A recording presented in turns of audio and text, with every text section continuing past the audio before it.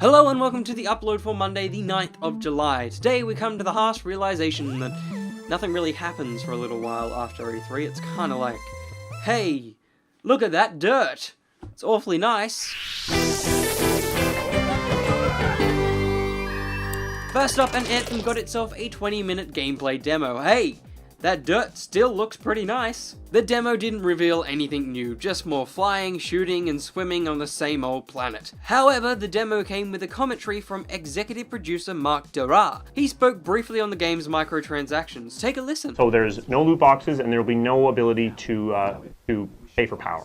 So there will be cosmetics that we will be selling, but we want to make sure that you're going to see what you're buying before you get it. So basically, you won't be able to break the game by buying something. It'll just be cosmetic and sort of vanity items. And also, loot boxes don't exist, so you know what you're going to get. You know where your money's going.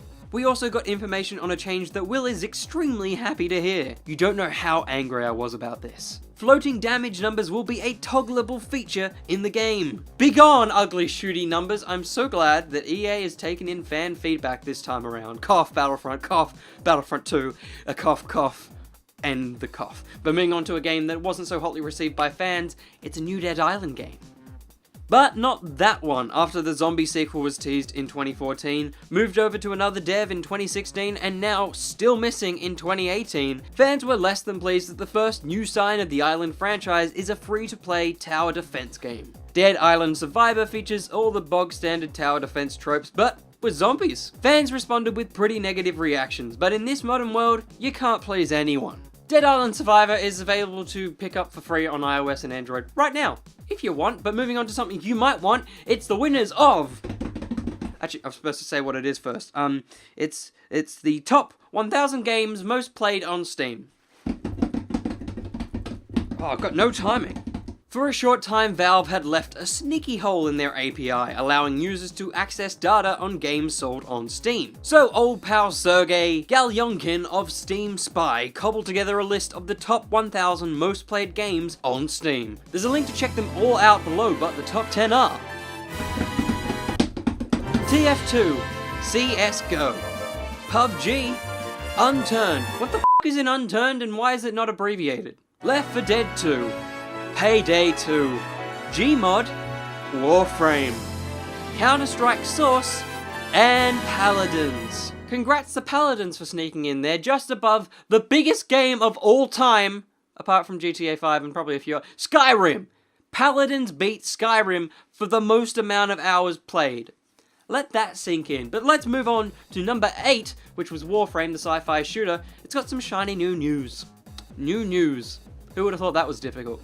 The game's next major expansion has been revealed, titled Fortuna. No, not Fortuna, Fortuna. It'll bring the action to Venus. You'll be fighting new enemies and zipping around the Venusian world on, ready?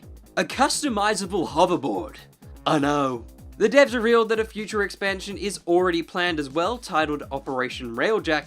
It centers around spaceflight. Players will be able to squad up and board a warship, assign crew roles, and then take down other ships.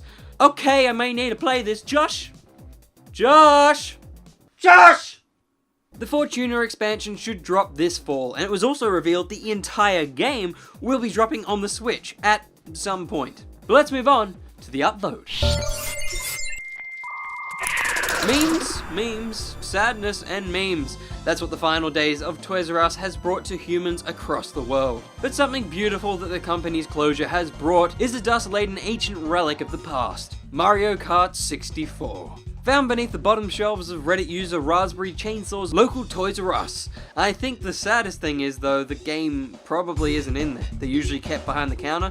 Sorry, mate. Although I hope when they place it on the counter to probably buy it, an ancient wizard just pops all out and he's like, "Oh, but by Jove, child, you found the ancient key. You've won the competition. Here, take the key to Toys R Us. Take over this empire, but don't destroy it on your first day."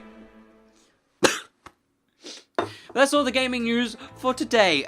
If you want to, hit that subscribe button and hit that like button, That'd be awesome. You'd get more stuff. And you can also jump on over and give our Facebook and Instagram pages their respective followables too. Also, we have a Patreon. There's now 13 beautiful people that have dropped by and now dropped into our super secret Discord. For just $2, you can come join them and talk about pets, and talk about Ant-Man and the Wasp, and talk about pets. They've been talking about pets quite a lot, and I don't have a pet, and now I want a pet. You know what type of pet I would like? I really like a raccoon, which I thought might be a bad idea at first, but my mate convinced me that it's kind of like, you know, most of the components of a raccoon would be similar to something of a dog or a cat.